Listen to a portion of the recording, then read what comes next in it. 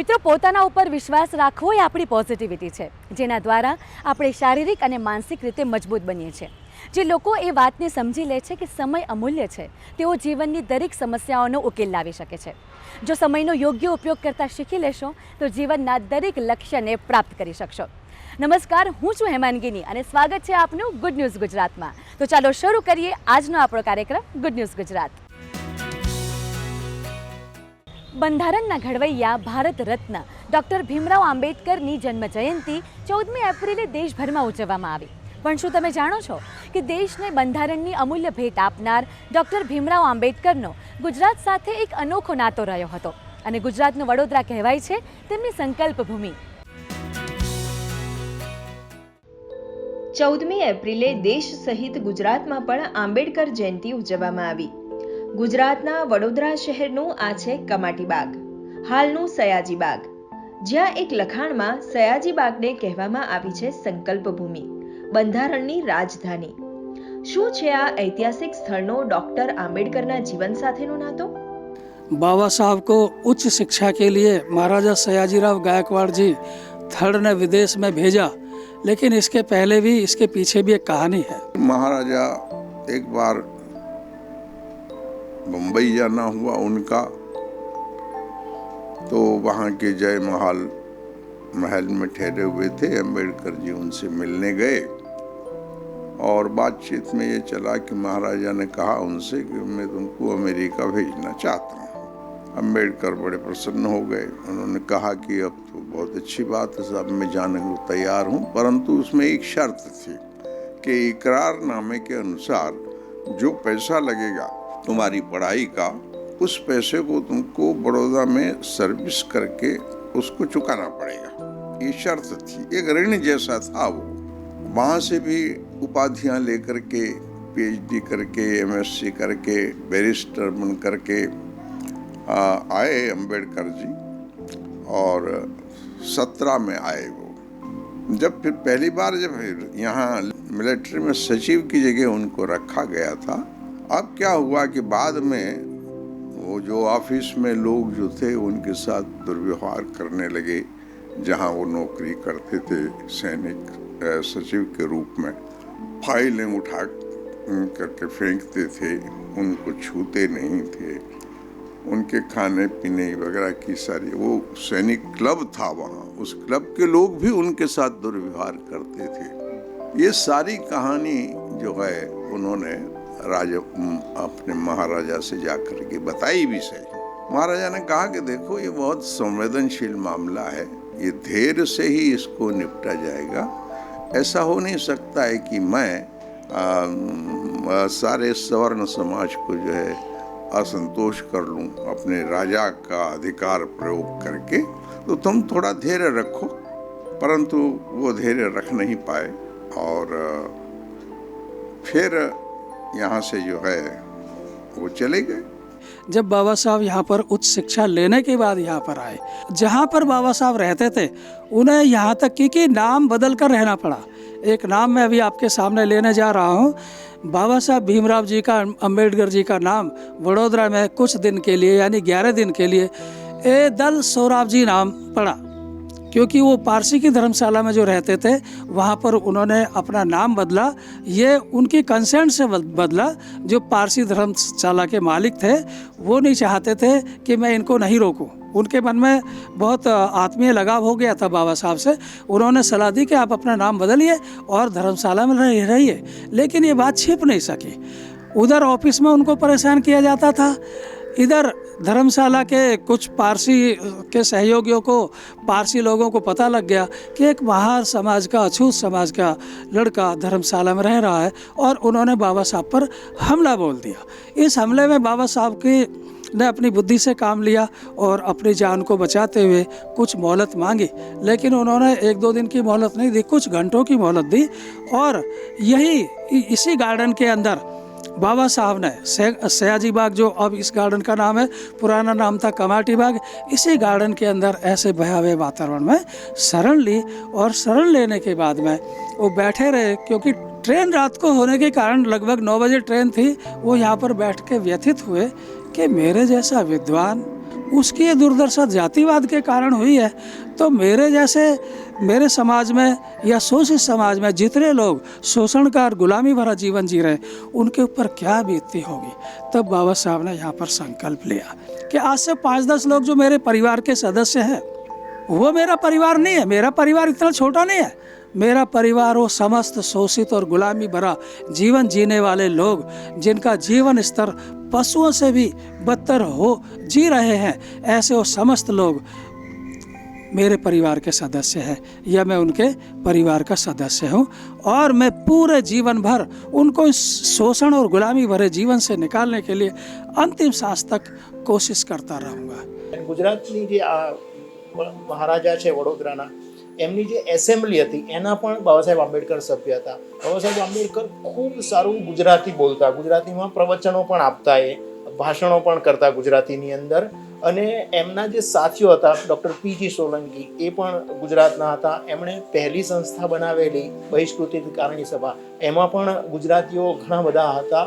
બીજું, બાબા સાહેબ આંબેડકર પહેલાં 1928માં ગુજરાતમાં આવેલા, ત્યાર પછી 1931માં ગુજરાતમાં આવેલા, 38માં ગુજરાતમાં આવેલા, 39માં મહાત્મા ગાંધીને મળવા રાજકોટ આવેલા, એ પછી 1945માં આવેલા, 1943માં આવેલા. આમ ગુજરાતમાં એમને અનેક વાર આવ્યા છે. અને ગુજરાત સાથે એમ કહેવાય ને કે બાબા સાહેબ આંબેડકર પોતાને સવાયા ગુજરાતી એવું પણ કહેતા. ગુડ ન્યૂઝ ગુજરાત માટે વડોદરાથી સંજય પાગેનો રિપોર્ટ. મિત્રો, દર વર્ષે 17મી એપ્રિલે હિમોફિલિયા નામના રોગ વિશે જનમાનસમાં જાગૃતિ લાવવા માટે વિશ્વ હિમોફિલિયા દિવસ ઉજવવામાં આવે છે. ત્યારે આજે આપણે જાણીશું આ રોગના લક્ષણ વિશે અને કઈ રીતે આ રોગની સારવાર કરવામાં આવે છે તે વિશે.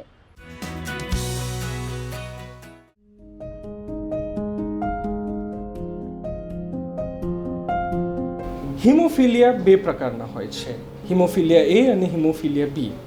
હિમોફિલિયા એ વધારે કોમન હોય છે, વધારે લોકોમાં જોવા મળતો હોય છે હિમોફિલિયા બીના બદલે. પણ આ બંને જે રોગો થતા હોય છે, બંને રોગોની અંદર તમારું લોહી જે જામવું જોઈએ, કોઈ પણ જગ્યાએ આપણને કટ લાગ્યો હોય છે આપણા શરીરમાં, તો કેવી રીતે આપણને રૂજ આવી જાય છે આ લોહી જામવાના લીધે.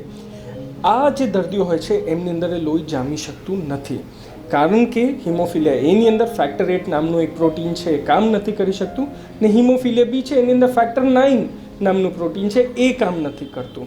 તો એના લીધે જે આપણું લોહી જામવું જોઈએ અને સાંધો પૂરવો જોઈએ એ પૂરાતો નથી ને બારે ઘડીએ લોહી નીકળતું રહે છે.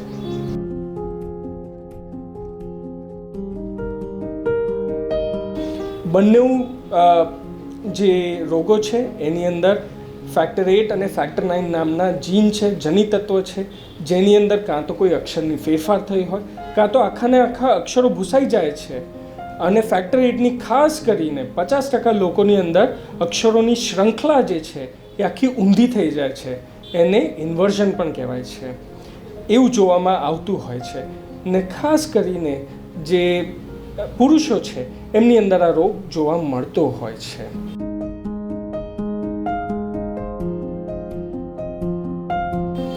ઘણા બધા દર્દીઓની અંદર આપણે એવી ટ્રીટમેન્ટ પણ પોસિબલ છે. જેવી રીતે ઉપર જે દર્દીઓ હોય છે, જ્યારે પણ એમને કોઈ પણ ઘા વાગે છે તો એમને ફેક્ટર 8ની દવા આપવામાં આવે છે, બહારથી પ્રોટીન આપવામાં આવે છે. એમાંથી 30% લોકોની અંદર આપણને એના અગેન્સ્ટ એન્ટીબોડી પણ એવી જોવા મળતી હોય છે, જેના લીધે આ દવા કારગર નથી થતી. પણ હવે એના માટે પણ ટેસ્ટો હાજર છે ને નવા પ્રકારની દવાઓ પણ હવે આવવા લાગી છે, જેના લીધે આ દર્દીઓનું જીવન જ્યાં પહેલાં ખાલી 10થી 15 વર્ષ હતું હતું, હવે 60 કરતાં પણ વધારે જોવા મળે છે. એટલે સાદું જીવન જીવી શકે છે. પણ હા, આ રોગને ટ્રીટ કરવા કરતાં આપણે અગર આવાથી જ રોકી શકતા હોઈએ એ ખૂબ જ મહત્ત્વપૂર્ણ છે.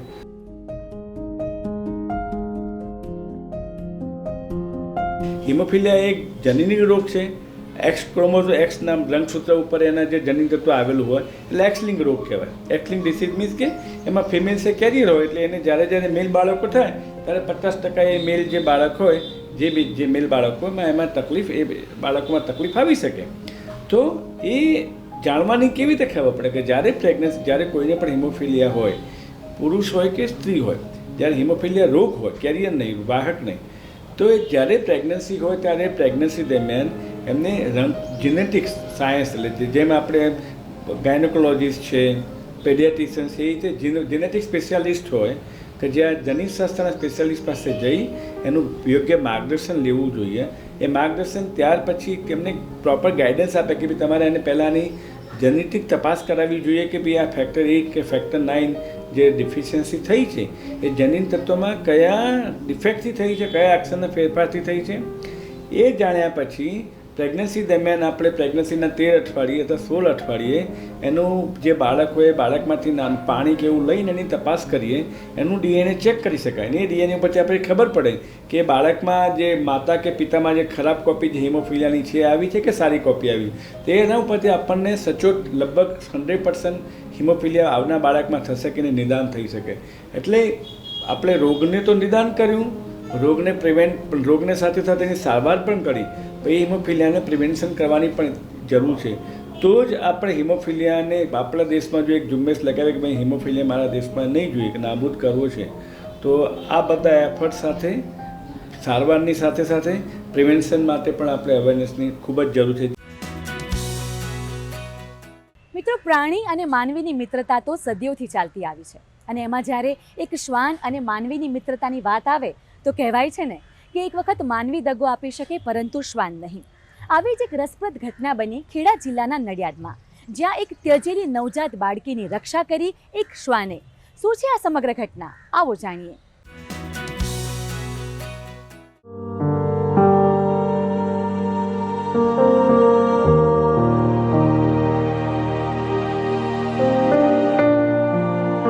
મિત્રો, જંગલ બુક વિશે તો આપ જાણતા જ હશો કે કેવી રીતે એક બાળકને જંગલમાં રહેતા પ્રાણીઓએ બચાવીને ઉછેર્યો. આ વાત તમારી સમક્ષ કહેવાનું તાત્પર્ય એટલું જ કે માનવી અને પ્રાણીઓની મિત્રતા સદીઓ જૂની છે. સવારે કોઈ અજાણી વ્યક્તિ હિન્દુ અનાથ આશ્રમ નડિયાદની બહાર કોઈ એક તાજું જન્મેલી બાળકીને મૂકી ગઈ. બાદમાં ત્યાં કોઈ કૂતરાએ એના કપડાને ફેંદી અને બાળકીને નજીકના એક ગેરેજ પાસે લઈ ગઈ, અને ત્યાં કૂતરું પણ એની સાથે જ રહેલું.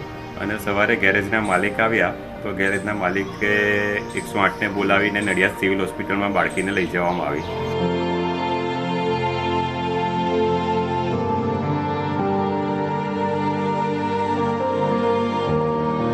મારું જે ડોગ છે રાત્રે ફરવા ગયું હતું, ત્યાંથી એ બાળકીને ઉઠાઈને મારા વર્કશોપમાં લેતી આવી, અને જ્યાં લગીન હું નહીં આવ્યો ત્યાં લગીન એ બાળકીને કોઈ પણ જાનવરને કે કોઈ પણ માણસને અડવા બી નથી દીધું.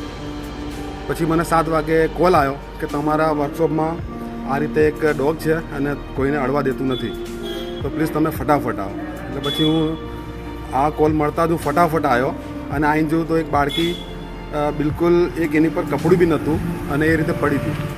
તરત જ મેં બાળકીને મારા ખોરામાં લઈ અને પછી મેં 108ને કોલ કર્યો. 108 આવ્યા પછી એ છોકરીની ટ્રીટમેન્ટ કરી એ લોકોએ.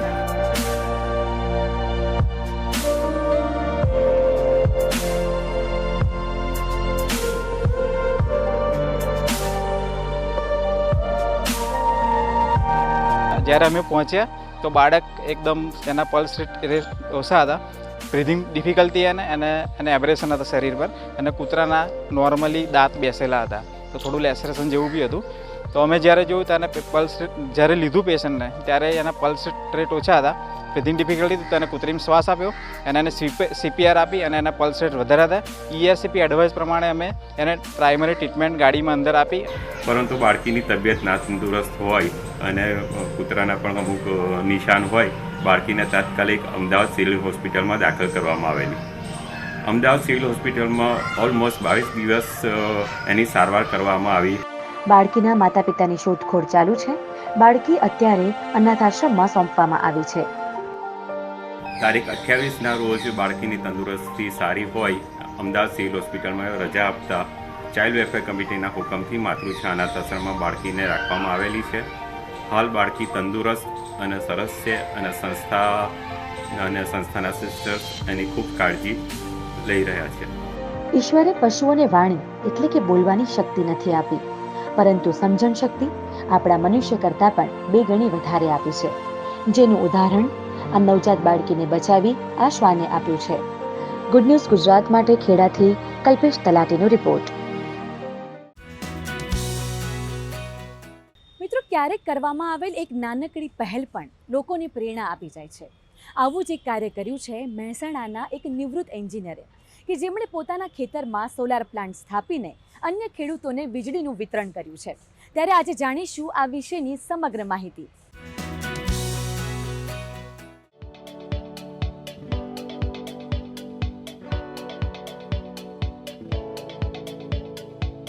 આપણે જેમ કહીએ ને કે કોર્પોરેટ સોશિયલ રિસ્પોન્સિબિલિટી, હું આને સિટીઝન સોશિયલ રિસ્પોન્સિબિલિટી કહું છું. એટલે મારી દ્રષ્ટિએ CSR નોટ આ છે.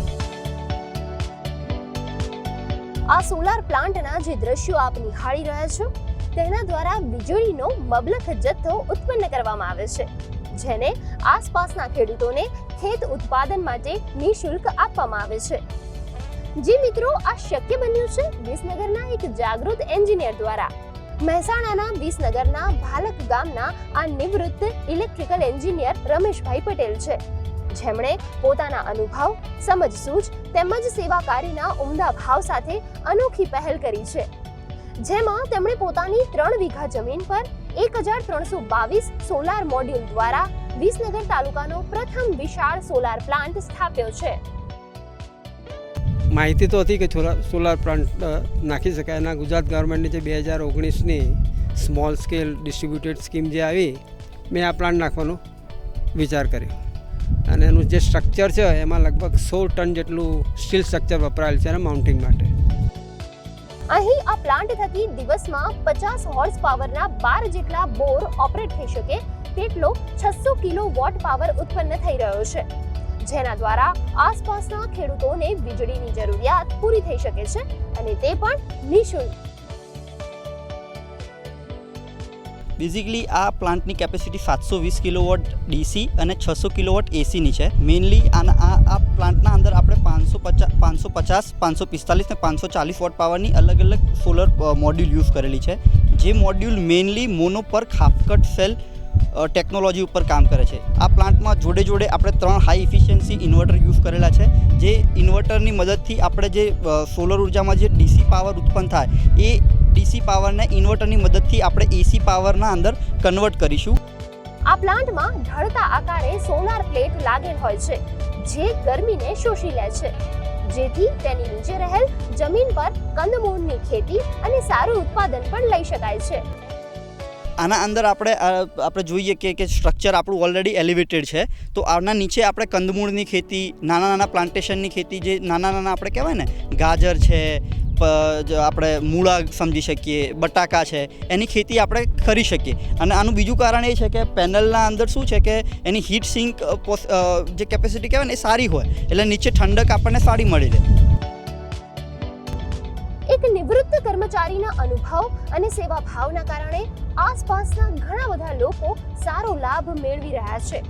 તેવી જ રીતે જો દરેક વ્યક્તિ પોતાની આવડતને અવસરના રૂપમાં પરિવર્તિત કરી તેને સેવા કાર્યમાં ઉપયોગ કરે તો ખરેખર આપણે ઘણા બધા પ્રશ્નોનો આસાનીથી ઉકેલ લાવી શકીએ છીએ.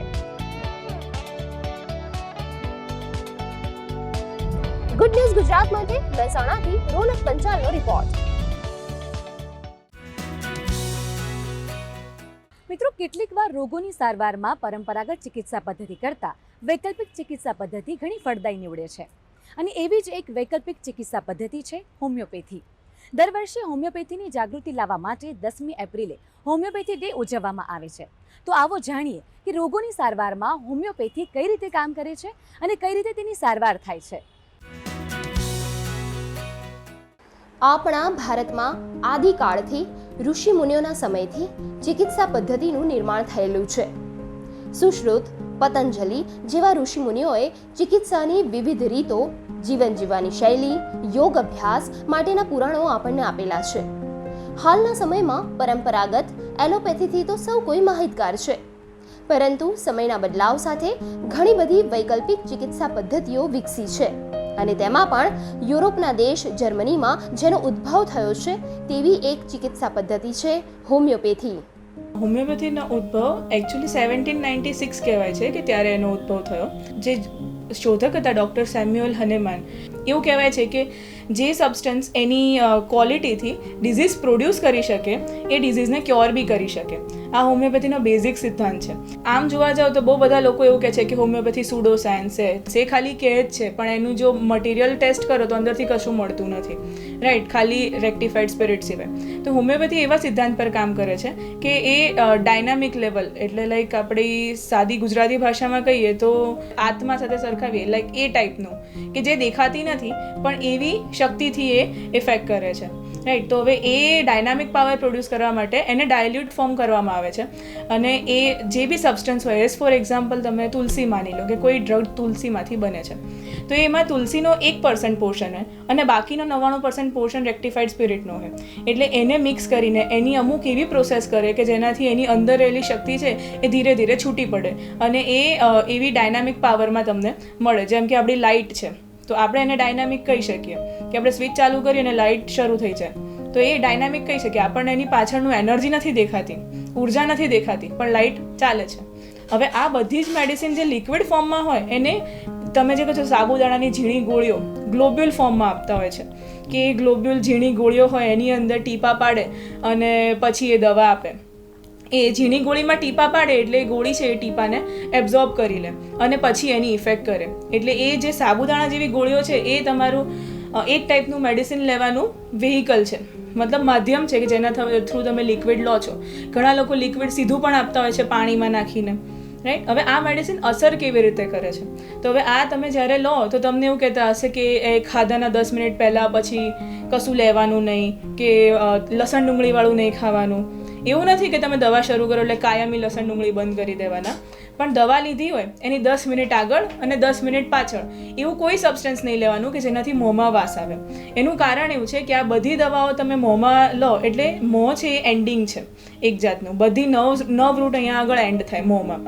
મોં છે, પામ્સ છે, પછી આપણા ફીટ છે, એ બધો એન્ડ પાર્ટ છે બોડીનો, તો ત્યાં આગળ બધા જ નર્વ્સ એન્ડ થાય અને જે દવા તમે લો એ ત્યાં આગળથી સીધી નર્વ રૂટમાં પડે અને પછી ઇફેક્ટ કરે, રાઈટ. એટલે તમને ડૉક્ટર એવું કહેતા હશે કે આવું નહીં લેવાનું કે કોઈ સ્ટ્રોંગ સ્મેલિંગ કોઈ સ્ટ્રોંગ વાસવાળો પદાર્થ નહીં લેવાનો. એ બધું એટલા માટે કે એની જો જેટલી વાસ વધારે હોય તો દવાની અસર નીલ થઈ જાય, શૂન્ય થઈ જાય, એટલે તમને એની જોઈએ એવી ઇફેક્ટ મળે નહીં. ભારત સરકારે પણ આ વિવિધ ચિકિત્સા પદ્ધતિઓને સ્વીકાર્ય બનાવવા અને તેના લાભ છેવાડાના લોકો સુધી પહોંચે તે માટે આયુષ મંત્રાલયનું નિર્માણ કર્યું છે, જેમાં આયુર્વેદ, હોમિયોપેથી ચિકિત્સા પદ્ધતિ પર ધ્યાન કેન્દ્રિત કરવામાં આવ્યું છે અને દરેક સરકારી હોસ્પિટલો, PHC સેન્ટરમાં આજે આ પ્રકારની ચિकित्सा उपलब्ध करावવામાં આવી છે.